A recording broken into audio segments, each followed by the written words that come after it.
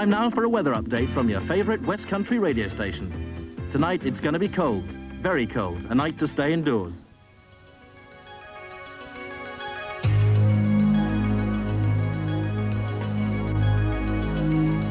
We tend to take electricity for granted. Night and day, at the flick of a switch, it's there when we want it. But that little switch in a living room, an office or a factory is just the final link in the national grid.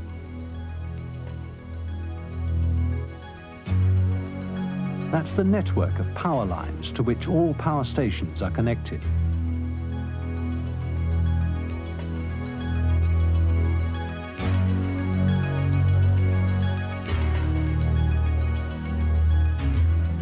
The stations that produce the cheapest power are used first. The others are on standby for peak demands and emergencies. You can't store electricity. It has to be produced as and when it's needed.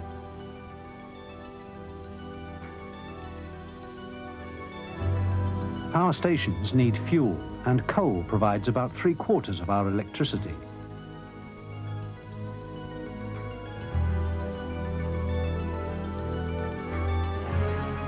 Oil is more expensive and provides about 7%. But one day these fuels will run out. So what's needed?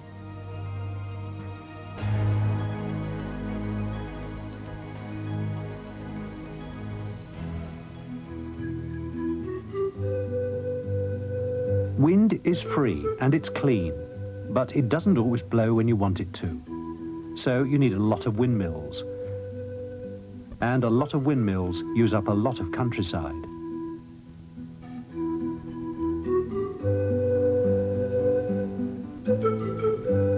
If we used the tide by building a barrage across the River Severn, we'd get 5% of our electricity, but at what cost to the local wildlife?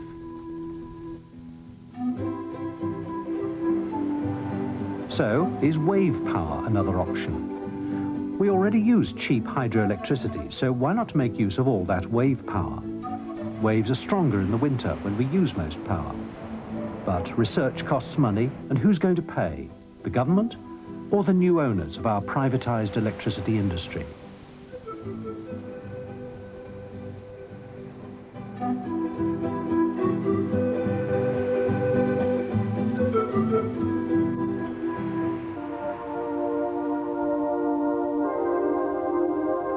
Power from the sun is a possibility, reflecting rays to Earth from satellites, but it's well into the future.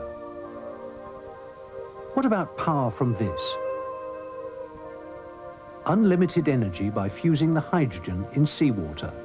Progress has been made with this huge machine and in the laboratory. If it could be done, we'd get as much electricity from a cubic foot of seawater as from 10 tons of coal.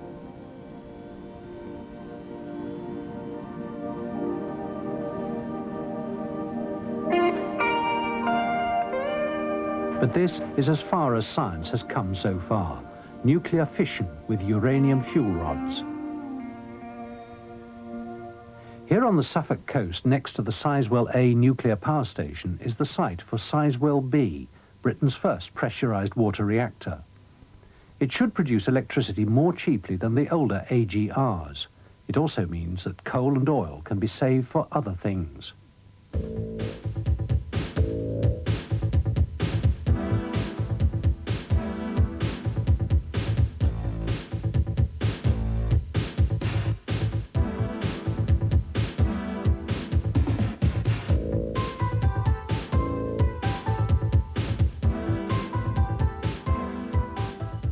There's another argument in favour of nuclear power.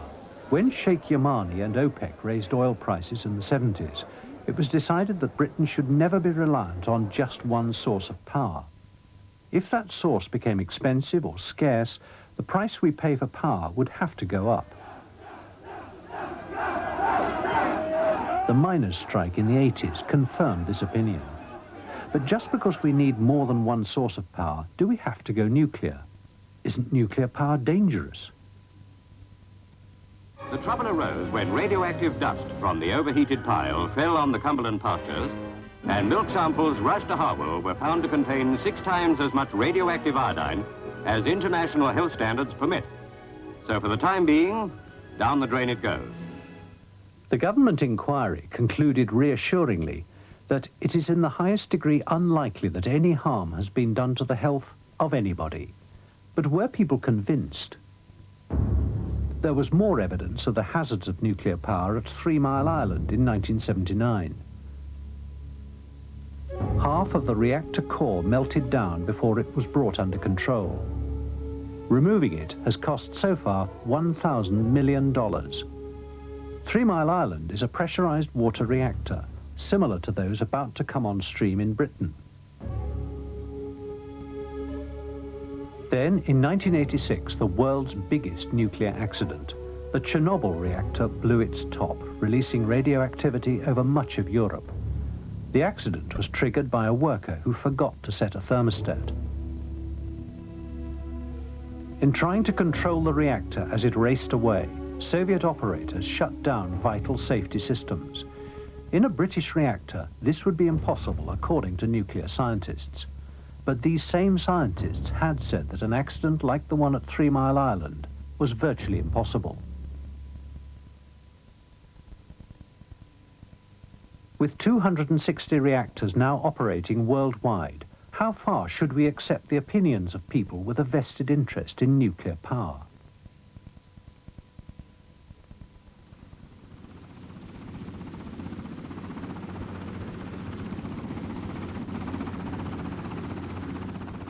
Whatever fuel we choose for our power stations, they operate in the same way by turning turbines with either steam or, in the case of hydroelectricity, with water.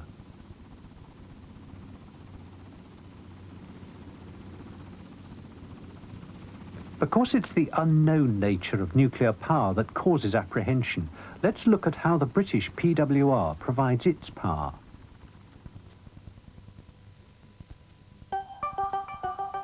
The basic fuel is enriched uranium. What's special about uranium is that it splits into 2 roughly equal parts if it's hit by a neutron.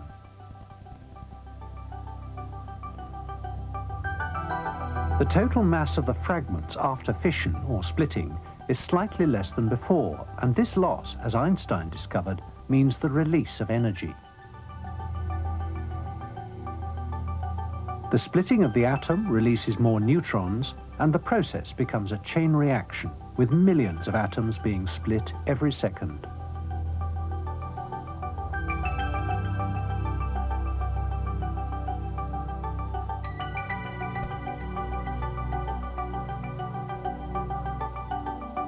The uranium fuel is made into pellets about the size of an egg cup, and these are put into alloy tubes 12 feet long, known as fuel pins.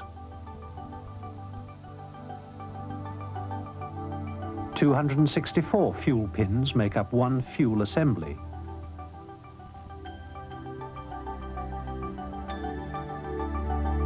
And 193 fuel assemblies make up the reactor core. In a PWR, water is used as a moderator to slow down the neutrons, making them more likely to collide with uranium atoms. The reactor is now firing away, and to control it, rods made from cadmium are lowered in. These rods absorb neutrons and slow the reaction.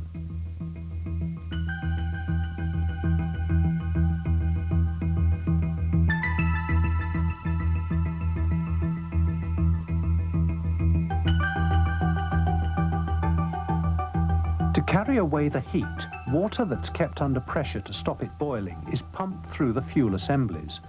This in turn heats water in a secondary circuit. The steam from the secondary circuit drives a turbine, and the turbine generates electricity.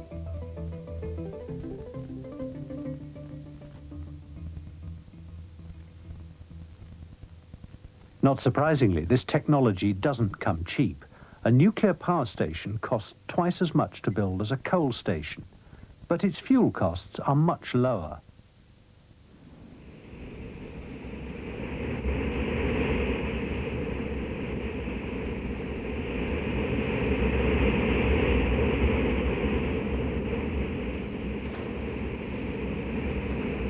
The pressure vessel that will contain the reactor is perhaps the most vital part of it.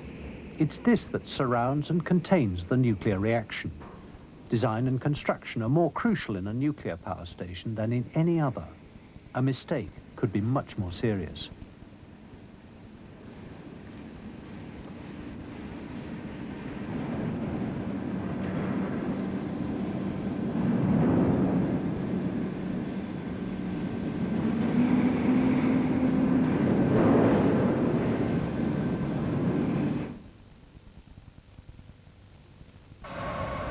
Lasers are used to make measurements as exactly as possible, and it's this sort of attention to detail on which the industry bases its safety claims. To others, it constitutes a nuclear tightrope with technology stretched to its limits, a step away from disaster.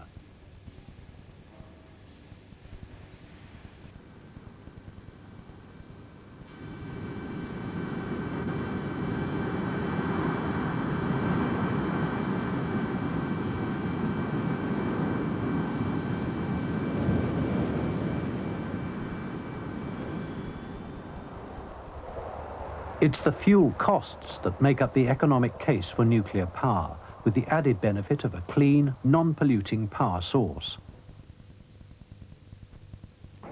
1 kilo of uranium can produce as much electricity as 78 tons of coal. D'accord. Bon, bah, tu as bien fait. Sinon, il faudrait rappeler Jean Duquesnoy, là, c'est au sujet de ta The French are the most nuclear nation on Earth. They produce 70% of their electricity from nuclear power, and most of the rest comes from hydroelectric schemes. But France, unlike Britain, has no fossil fuel reserves, so their options for home-produced power are limited.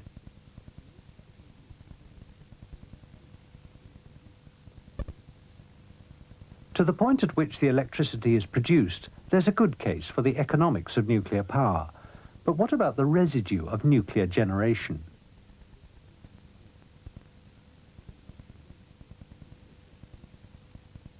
The CEGB have not yet dismantled a nuclear power station. They say the cost will be about £300 million. It would save money to leave the reactor on site for 100 years or so for the radioactivity to decay naturally. Is this going to be popular with people living nearby? And what about waste disposal? The CEGB say that waste can be simply and safely stored in underground trenches. They've yet to convince the public to accept a nuclear waste dump near their homes. And it looks as if existing sites at Sellafield and Dounreay will have to bear the burden.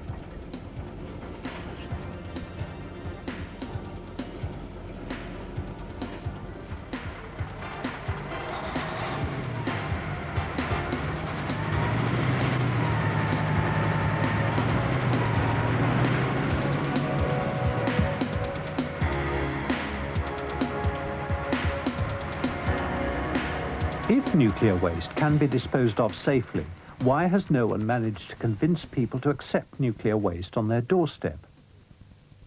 Why should it be thought of as different to other types of industrial waste?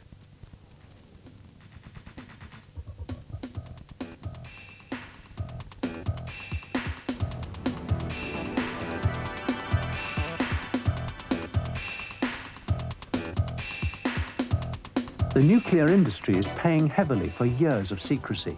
Only recently have they seen the need to explain themselves, to be properly accountable to the public. And when something like this happens, what evidence is needed to convince the public that it couldn't happen here? British nuclear power workers are convinced. I find it somewhat hard to believe some of the things that we've heard about happening at Chernobyl. The more we hear about it, the more we disbelieve what they've actually managed to do, been able to do. We are unable to short-circuit our safety systems. It's just not possible.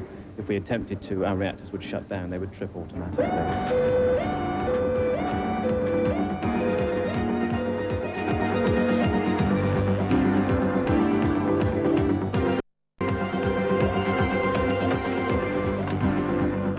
This is an exercise at the Nuclear Industry Training Centre.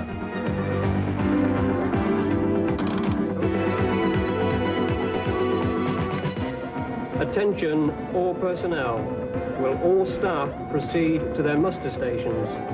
Attention, all personnel. Will all staff proceed to their muster stations?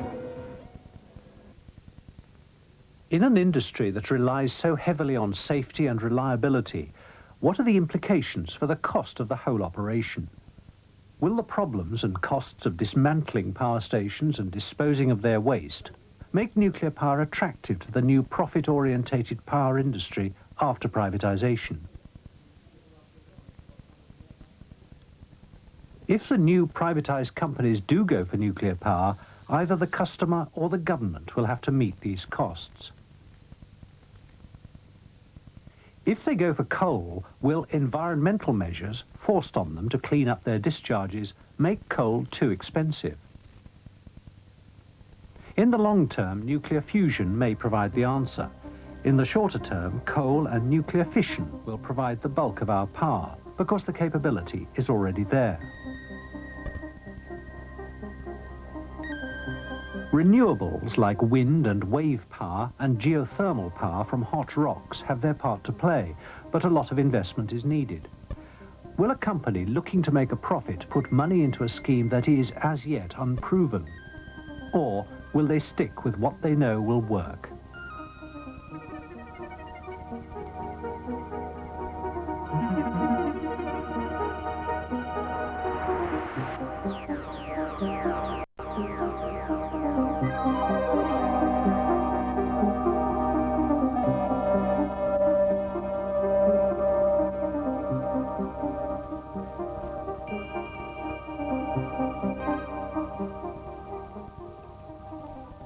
And the nuclear industry still has a lot of work to do to overcome public distrust. What the industry sees as an irrational reaction to a well-run and safety-conscious operation, the public sees as an understandable fear of the unknown.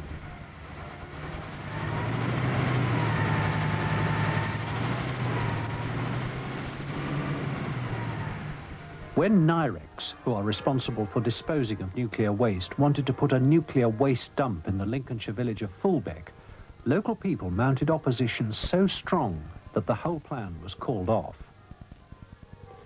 Is it the connection in the public mind between nuclear power and nuclear weapons that causes this sort of reaction?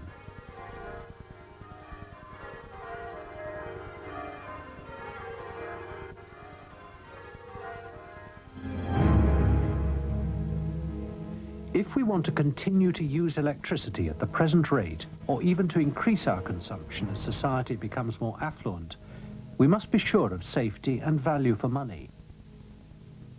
How we get these will depend on how we evaluate the advice that's available to support many different points of view.